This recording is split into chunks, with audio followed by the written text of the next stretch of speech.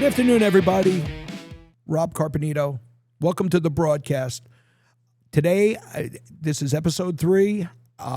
As always, my guest, my dear friend, my business partner, Dr. Thomas Seager, professor of sustainable engineering at Arizona State University, also president and CEO of Morosco Ice Baths in Phoenix, Arizona. Thomas, good afternoon, my friend. It's a pleasure to be here, Rob. Thanks for having me. Tom, pleasure's all mine. When we left off in our last episode, we were going to discuss mental acuity. I think this is something that there is a lot of crossover between the two worlds of proactive wellness and what we call reactive restorative wellness. What are your thoughts and what's your experience in that realm? People on Instagram show off, washboard abs and bulging muscles. And a lot of people who become Morosco customers are using it for physical fitness. And there's nothing wrong with that. But that's not me. I'm still a fat, sedentary college professor. I'm going to be 60 years old. I'm not in the gym busting my ass trying to get my body fat down to 12% or whatever the influencers say it should be. I'm taking care of my brain. My brain is my living. And I can't, put it on display on Twitter the same way that somebody could put their biceps. But this is what I care about. And it's because I watched my mother descend down a long, slow decline into dementia. It was probably 25, 30 years ago. I was starting my career in construction management. I was living in northern New York, and I got a call from my mother, and she was distraught. And she said, "Tom, I can't find my keys." She was supposed to fly out, and she's in a panic. And I said, "Mom, go to the front hallway." And she did. I said, "Pick up the phone," because it's all landline back then. And she did. I said, "There are magazines next to the phone on the table in your front hallway. Pick up those magazines." And she did. And her keys were under the magazines. My sisters and I were like, I think Mom's maybe, losing some of that mental acuity. People kid around about it these days. "Oh, I had a senior moment." It's no laughing matter. I see it every day. Right. I mean, it's kind of a funny story, but that was the beginning. That was the warning shot that told us Mom's brain wasn't working the way it was supposed to work. Now, I didn't have kids at that time. I didn't know anything about insulin. I didn't know anything about metabolism. I didn't know anything about anything. And I just kind of laughed it off with my sisters. But they said, "Tom, that's not an isolated incident. We've seen her, forgetting things." Now, here's the weird thing. My mother was born in 1938, right at the end of the Depression. My God, Rob, she was just in her late 50s when this started. I'm going to be 60 this year, and I got to still teach college. I don't want to lose that memory, that executive function, that problem-solving function. And so if I want to stay sharp longer than my mother did, I got to figure this out. The fortunate thing for me is there's been a lot of research in the last 30 years about metabolism and the brain. And I have been learning about this just in the last 3-4 years out of my own sense of self-preservation, because my mother's story did not end well. She was worried about her cholesterol, and her doctors put her on statins. And statins interfere with a number of processes in the body. The idea is to interrupt the synthesis of cholesterol to bring your blood serum levels of cholesterol down. The problem is that most of the brain is made up of cholesterol. When the statins are interfering with cholesterol synthesis, they're also interfering with cognitive function. So before COVID and years after she couldn't find her keys, I got a call from my younger sister, and she said, "The doctors say it's not looking good for Mom. They said she's angry all the time. She's lashing out. She's abusing her caregivers. The nurses are trying to give her pills and she'll smack at them and bite their fingers. Hear this all the time. Yeah. Of course, this is my mother. This is the first time for me. I can't even imagine her like this. But when you work in that environment, you know that this is actually not unusual. It happens to some subset of people who they're angry. They know they're losing their cognitive function, but they still have enough self-awareness to remember that they used to know. And so they have this background level of anger all the time. My mother could still recognize her. I mean, we're all grown up, but recognize her children. But the anger that was coming out at her caregivers and her nurses, we didn't know where it was coming from or what we were going to do. And the doctor was saying, we might have to discharge her. She probably only has 4 months to live anyway. I said, well, to my sister, how about we just stop giving her the pills? Like if it's the pills that are causing, if that's the trigger for this incident, forget about the pills. Play her classical music, play her favorite hymns, the things that soothe her mood. And my sister said, but mom needs those pills. I said, well, what does she need them for? And my sister said, her cholesterol. And I said, now, hang on a second. What does an 85-year-old woman who's got 4 months to live give a crap about her cholesterol for? And my sister said, you're right. We discontinued the pills. We told the doctor, just don't give her anything. I don't care what it's for. Just stop giving her the pills. The doctor said, okay. Her mood improved like in 2 days. I'm not saying she was doing crossword puzzles or anything, but she stopped lashing out. She stopped being so angry. She started to be more emotionally stable and cognitively stable. Now, we couldn't do everything that I wanted to do. COVID came, locked her down, not allowed to see her. She was living in New York. And as you know, you're in New Jersey and New York were pretty rigorous, just like Massachusetts. They were pretty strict about this crap where you're not allowed to go to the nursing home and see your dying parents because somebody's afraid that you might give them a cold. And I wasn't happy about that. But when the lockdowns lifted, I flew out to New York and I had that moment. She had no idea who I was. She couldn't recognize me. She recognized a picture of my grandfather that I brought with me, her father, for whom I am named. And it was one of her favorite pictures. And the way she studied it, she wasn't talking at that point, but the way she studied it, it told me she knew that she was supposed to know who I was. She was supposed to know who was in that picture. Rob, her breakfast was cream of wheat made with Ensure and sweetened with sugar. There was no protein in her breakfast. In there. There was no animal fat in her breakfast. We're talking about seed oils, carbohydrates, processed foods. And if she finished her whole bowl of sweetened Ensure cream of wheat, they gave her a cookie, right? Her a cookie. Yeah. I've heard that time and time again. Right? Yeah. I watched her for an hour and a half. She barely had control of her dominant hand. She's right-handed. She couldn't use her left hand for anything. But she would take the cookie and there'd be a little crumble of it, and she would find her mouth and I would keep her occupied. I understand why the nurse did it. The seed oils and the carbohydrates are poison for the woman's brain. But at that point, she was so far gone, I was praying for her to pass peacefully in her sleep. She was already gone to us. And this is the evil of dementia. It takes the brain, it takes the person to heaven long before the body has a ticket. And it feels like an enormous ripoff. But I had the opportunity there to sort of make my peace with it. She died 2 weeks later. And I said, I'm going to figure this out. I'm going to figure out this metabolism and the brain. I've published several articles, and I think one of them, I put a headline on it that said, seed oils and sugar killed my mother. It's a little bit of an exaggeration, and that's the way social media works. It's more like the seed oils and the sugar finished her off, and it was probably merciful. but your brain takes 25% of your total metabolic throughput. We now know that the brain depends upon a healthy metabolism, and in particular, mitochondrial function. There are two components to metabolism.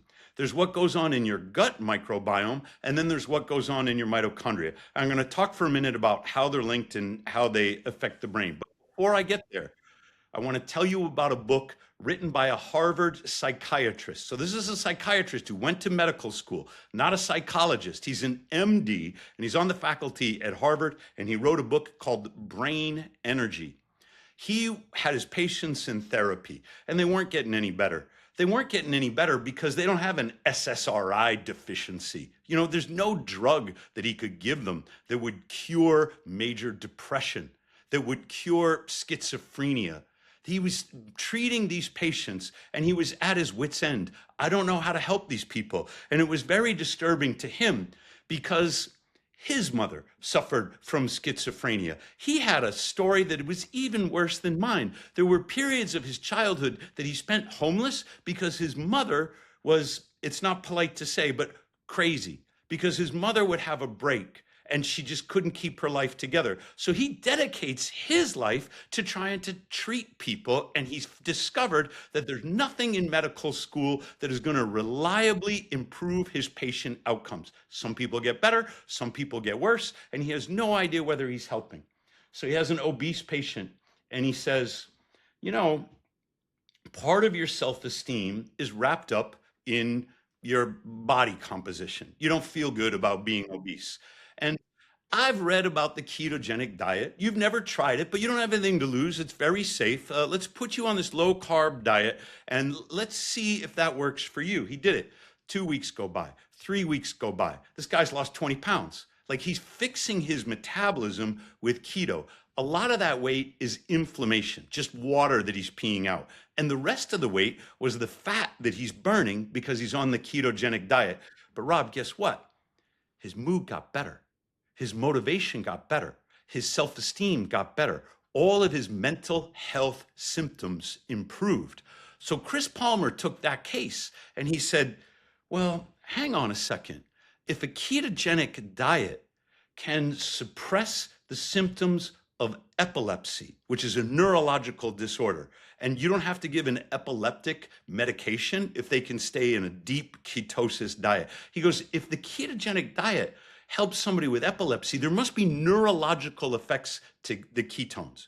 And he's right, there are. He goes, and so if I put my patient on a ketogenic diet and it helps them with their mood, there must be a relationship between the metabolism and the brain. So he starts doing the research in the library, and he summarized his critique of psychiatry and psychology as his practice right now, with his discoveries in his case, and then with the science that is detailing the relationship between metabolism and the brain. He writes this book called Brain Energy. I wrote a review of it on Amazon. You know that Amazon allows you to give 5 stars. I think this is a tremendous book. I only gave it 4 stars because I'm a jerk, right? And I had in my review, Not you. Goodbye. Right? So Chris Palmer and I, we're not friends. I admire his work, but I've never met the man. It's not like we hang out together. And part of it is, I don't think he went far enough. I think he was a bit too tentative in his claims. And since his book has come out, he has gone much further. It was RFK Jr. that popularized the idea that Chris Palmer should be credited with. And it was ketogenic diet can cure schizophrenia. Now, Palmer's not saying that, but RFK Jr. gave a press conference in which he asserted that. RFK, he's a lawyer. You know, he's not a physician. He's not even like the kind of researcher that a PhD researcher would be. And so if he exaggerates or he oversimplifies, we should probably cut him some slack. Chris Palmer has been on social media trying to clarify those comments and clarify his views. And in the last 2 years since his book came out, he has gotten much more convinced that there is a relationship between metabolism and mental health that we have overlooked for decades. There's now a movement called MetPsych, metabolic psychology. And it boils down to this. Without RFK giving a press conference, you can go low carb, you can go ketogenic. There's no negative side effects. Just give it a try for a couple of weeks. And if it works for you, if you notice an improved mental clarity, if it lifts the brain fog and it lifts the mood, then stick with it. You don't need a clinical trial. You don't need the NIH to fund something. You don't need to read Dale Bredesen's protocol on reversing dementia if you found something that works for you. But what does Bredesen do with his patients? He puts them on metabolic therapies because the brain is the single most metabolically demanding organ in your body. It is mitochondria that make the brain work. And your mitochondria run better on ketones than they do on glucose. I'm getting this from Stephen Cunnane, who is a professor at Sherbrooke University, or University of Sherbrooke in Quebec, however they say it. He wrote a book called Survival of the Fattest. And he wrote this book like 9 years ago. And his point was this: your brain is made of fat.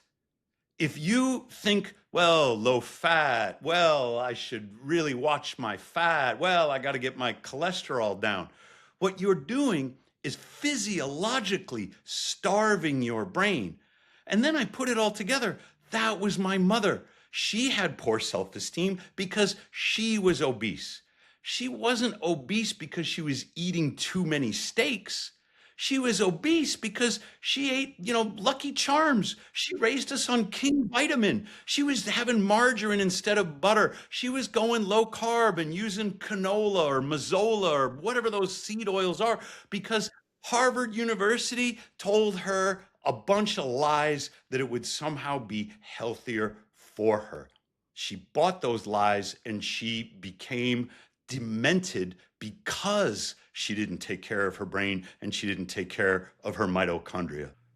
What is it that, aside from diet, what else can people do to really kind of get that put that sharpness back on the knife, so to speak?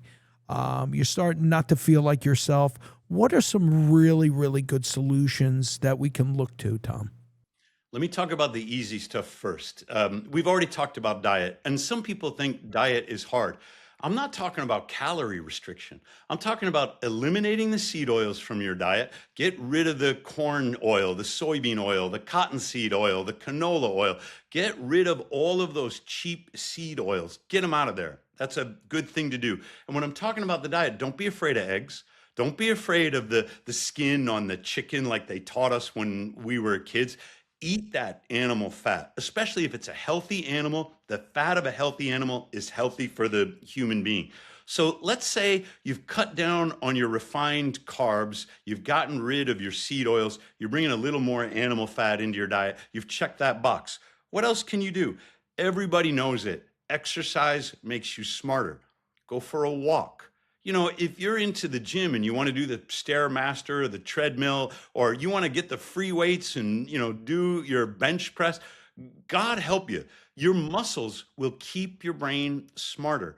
And they do that by regulating your metabolism. The more muscle mass that you keep into old age, the better your insulin sensitivity. The muscles help keep you young. And the irony is they help keep your brain young, which is the weirdest thing. Your brain didn't do the push-ups, but when you exercise, it makes you smarter. And I don't have to lecture people on this. Everybody in your audience, everybody who walks into your showroom knows that they should go for a walk, know that they should get a little more exercise than they are in their life. And so we'll leave that one alone. Here's the other one. It's light. When you go to that gym, and you can congratulate yourself, you're getting up at 5 a.m, you're doing the hustle, right? And you're doing the work, but you're under the fluorescent lights of the gym. You're helping yourself with the exercise, but you're hurting yourself with the light environment.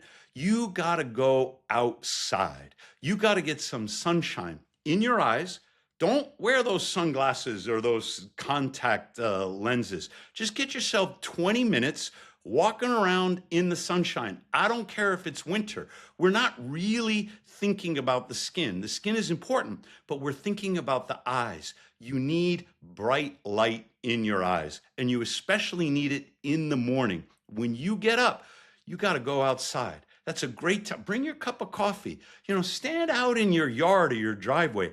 Watch all your neighbors getting up and going to work. Watch the school bus go by, picking up the kids, or whatever's happening in your neighborhood. Have a laugh at that dog that got off the leash. I don't care what's happening. You just need 20 minutes of sunshine coming into your eyes. There is a nerve, this won't surprise anybody, that connects the eyes straight into the brain. When you get the light of the morning on your eyes, it is stimulating your brain. And here's the flip side of that. At night, it's got to be dark, Rob. Like, we have artificial lights, we have LED lights, we have screens, we have televisions. Your brain needs the darkness at night.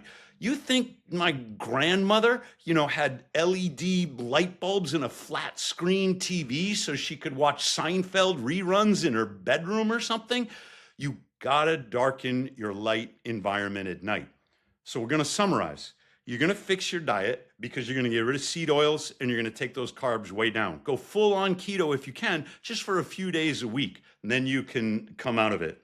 You're gonna get a little exercise. You're gonna park your car at the end of the parking lot, not right up next to the door, right next to the handicap space where you're like, oh, I got the best spot. You're gonna park practically across the street so that you actually have to frickin' walk to the Target or wherever it is, because you just put another 1,000 steps into your exercise profile. And besides that, you're not fighting for a parking space out there. So it takes your stress levels down. You're gonna get the seed oils out, you're gonna get the steps in, and then you're gonna get some morning sunshine and you're gonna get dark nights. Now that's all the easy stuff. What I do, I get into my ice bath every single morning. And that's because the fastest way to stimulate ketone production in a human body is deliberate cold exposure. Not everybody's ready for that. Not everybody has a Morosco on their balcony like I do. So we're talking advanced game. I'm going to tell you why the advanced game is worth it. When I get in there every day, I activate the brown fat in my body. Most people don't have any brown fat because they keep themselves comfortable and warm. You, as a kid, you got a lot of brown fat. That's why when you were a kid, you ran around outside and your mom was like, put on your hat, you're gonna catch the death of cold. And you're like, I'm fine, Mom, I feel great. Kids know when to come inside and feel cold. You'll see a kid, it'll be May. He'll go running into the ocean at the shore and he's like, woohoo, summer's here. And the water feels freezing to the grown-ups. And the kid is in there, he's having a great time. It doesn't matter that his teeth are chattering because he has brown fat. And that brown fat is generating enough heat inside his body to keep his core temperature warm, despite the fact that he's in the cold water. Then we grow up and we lose all our brown fat. Brown fat is like the organ of youth, and you can get it back when you get regular cold exposure. So that's what I do. Now, what's that got to do with the brain? Most people think, even medical doctors think, the brown fat is just to keep you warm, but it's not. Brown fat is also an essential secretory organ. That is, it will secrete hormones and neuroprotective factors into your bloodstream. Your body is designed to protect your brain. When you get into the cold water, your body's like, uh-oh, we gotta keep the brain warmer. It doesn't care if your toes freeze off. It doesn't care if your fingers freeze off. They're like, we'll figure that out later. We gotta keep the organs, the core, and most of all, the brain warm. So when the brown fat gets activated, it's not just making heat that it adds to your bloodstream, so the blood flows up to your brain and keeps your brain warm. It's creating protective factors. FGF21 is one of them. It stands for fibroblast growth factor 21, and it helps your brain make new neural connections. There's another one, RMB, if I'm remembering it correctly, RMB3, and I'm forgetting what it stands for, but it is a neuroprotective factor that will protect the brain from injury. And there's a third one, the cold shock proteins that are produced when you're in the cold protect your brain from the stress of the cold water. It is no wonder that people who regularly get cold, they not only have a better metabolism, they not only have better mitochondrial function, but they have all these neuroprotective factors in their bloodstream that promote repair and growth of the cells in their brain. And this is why I say that's the advanced level. That's the level that's going to keep me sharp. That at my age, my father, who was a college professor, he took early retirement. He thought he was so smart. You know, he's going to retire. He's worked hard. He was born at the beginning of the Depression.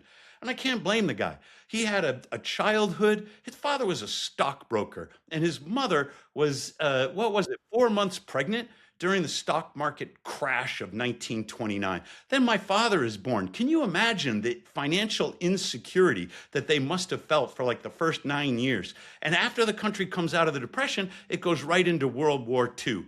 I understand why my father wanted to retire early.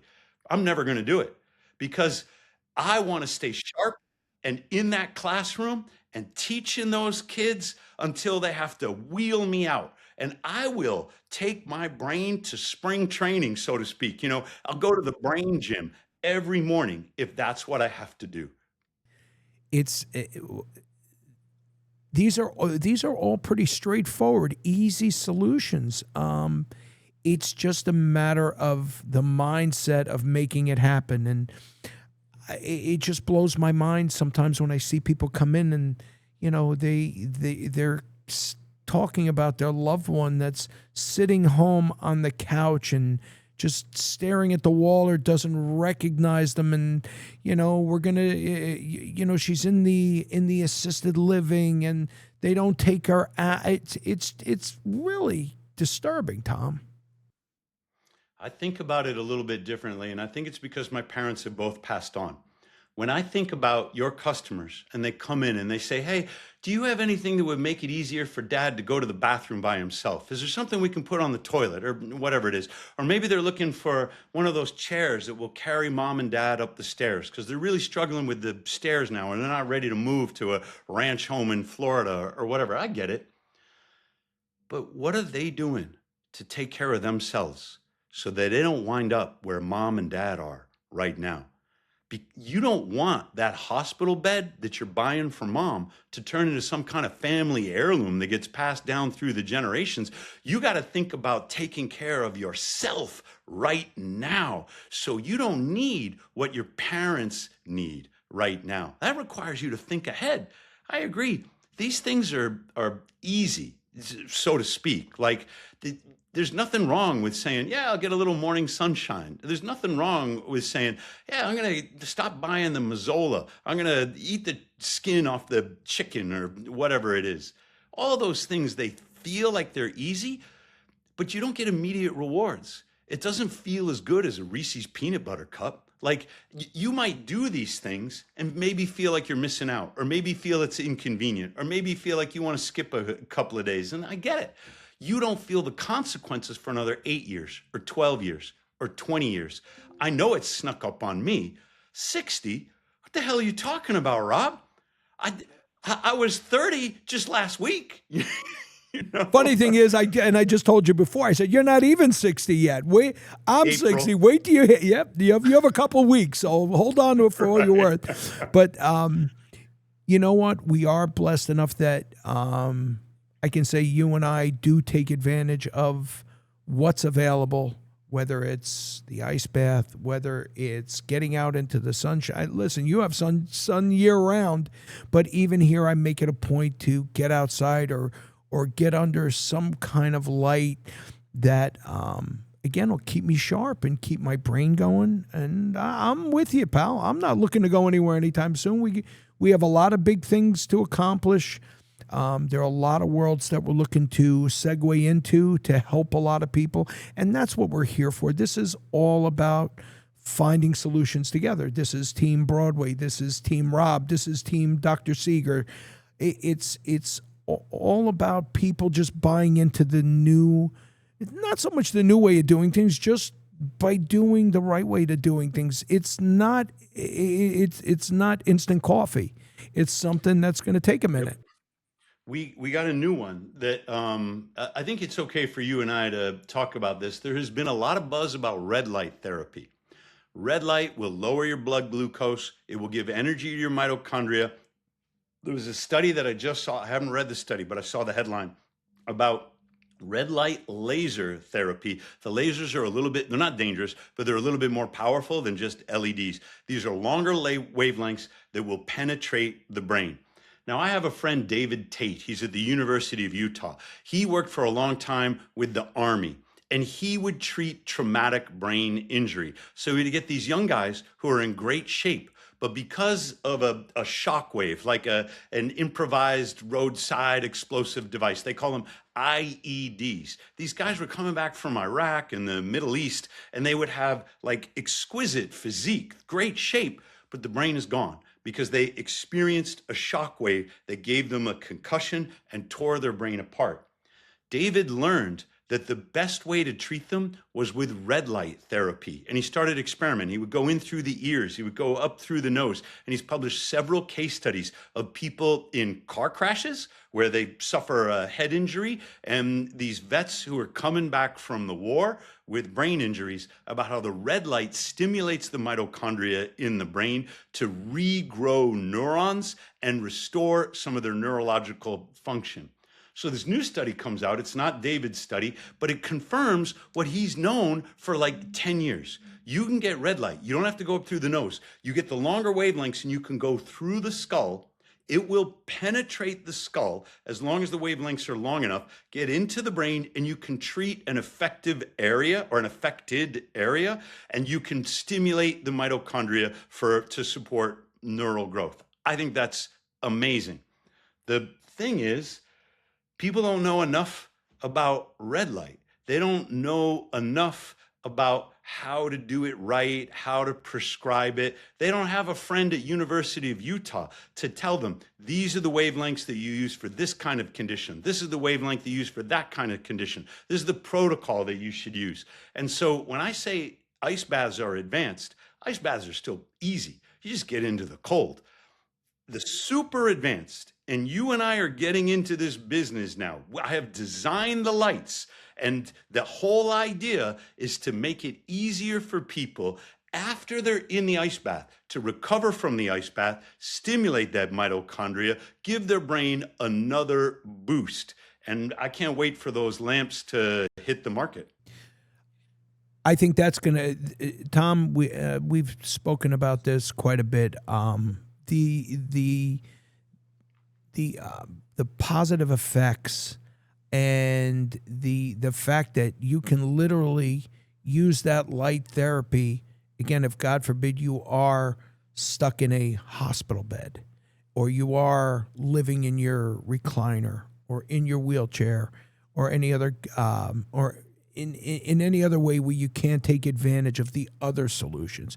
Now, I am an avid fan of cold immersion. And as you know, I believe in yon wearying depths of temperature.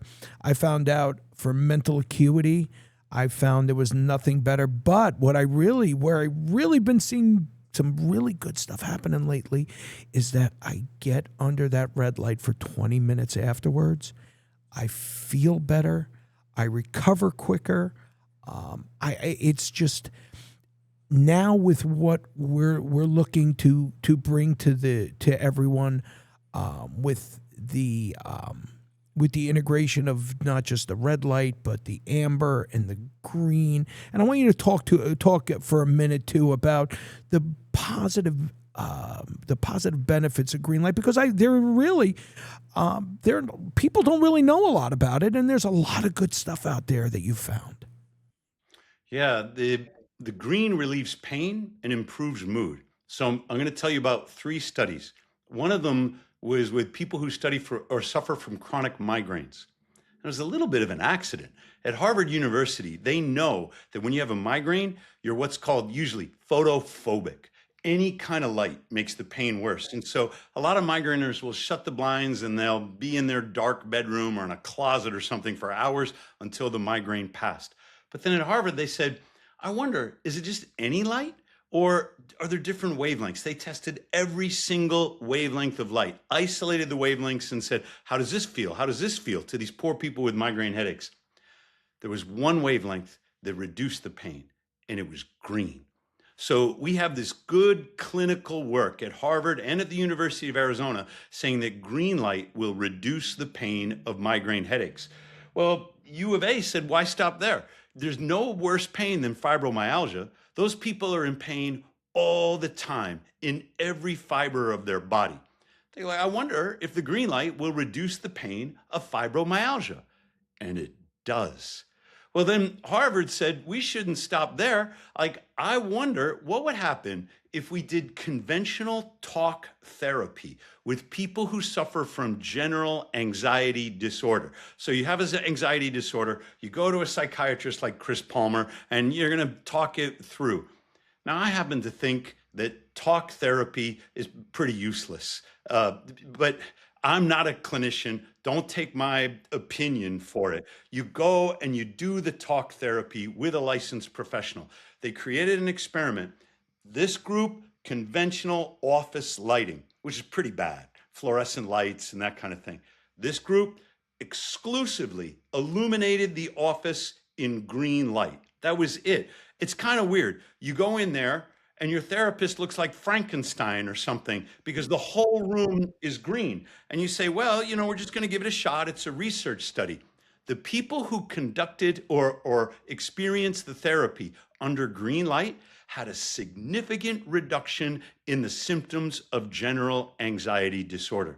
There is a relationship between green that comes in through the eyes and the brain. And the green light seems to calm the brain down, seems to speed up the process of pain relief, whatever that is, because it happens very fast. It seems to be a good thing for mood. So we came out, you have them right at Broadway Wellness there in your showroom. We came out with this green light, 2 different wavelengths. Now, this is the only green light on the market that has 2 wavelengths, because all the other devices, they just took the same wavelengths that Harvard used, the same wavelength the U of A used, and they built that into their little light, and that's fine. But when I went and did the research, I'm like, why do you suppose green would be so good? And I hypothesize that it is because human beings are made for the light of the shady forest. Human beings didn't, sort of come out of the sky and drop down on the beach. The Garden of Eden was green, for goodness sakes. We're meant to be surrounded by plants and trees. There are 2 wavelengths of light that dominate the shady forest. They are green and red. And the wavelength that Harvard tested, that U of A tested, it's not the dominant in the forest. I don't know if it's the best. They don't know if it's the best. But I built in both the ones that they tested in the clinical trial and another wavelength that better corresponds to the light that's actually in the forest, because the hypothesis is our physiology responds to the green light of the forest. And I moved the wavelength, or I should say added the wavelength, because I wanted to put the forest in a box. I live in Phoenix, Arizona. It's like 2.5 hours drive up the mountains to Payson if I want to see the trees. We have palm trees, and it's not the same thing. So instead, I've got the green light every morning before the sun comes up in my apartment in downtown Phoenix. Wow. What do you find as far as time? As far as timing goes for the most beneficial effects, or to get the most benefit from green light therapy, Tom? When you're treating a migraine or trying to prevent a migraine, you will know within 5 minutes. I've never had a clinician treat their patient for more than 20 minutes. They'll do a 10-minute session. And if the patient reports complete resolution of pain and other symptoms, the clinician will be like, oh, that's great. You're good to go. And the patient is usually dumbfounded. They're like, what was that, a magic trick? Like, how did that even work? There's no pill that they've ever taken. There's no treatment that they've ever taken, which works like the miracle they experience when they're doing the green light. And the weird thing is, it works right away. You know it. Now, 20% of the patients, they don't respond. And another 20 minutes of light isn't going to help them. And there are a few edge cases, people who are suffering from an acute episode. They might report that they're an 8 or a 9 out of 10 on the pain scale. And they'll do 10 minutes and they'll say, wow, that feels really good. I feel like maybe it cut my headache in half.